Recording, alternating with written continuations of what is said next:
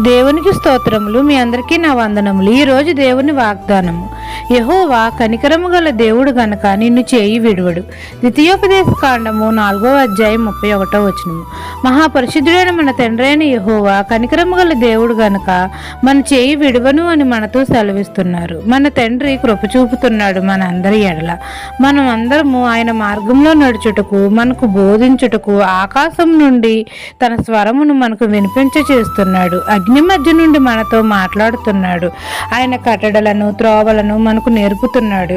మన అందరి పట్ల కనికరము చూపుతున్నాడు. మనకంటే బలమైన గొప్ప జనములను మన ముందర నుండి వెళ్ళగొట్టి వారి అందరి దేశమును మనకు స్వాస్థ్యముగా ఇస్తున్నాడు.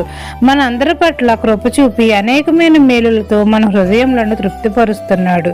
మన దేవుడు మన చెయ్యి విడువడు, ఎడబాయుడు. మన దేవుడైన యెహోవాను మనమందరము పూర్ణ హృదయంతోనూ పూర్ణ ఆత్మతోనూ వెతికినప్పుడు ఆయన మనకు ప్రత్యక్షమవుతాడు. మన యందు కనికరం చూపుతాడు.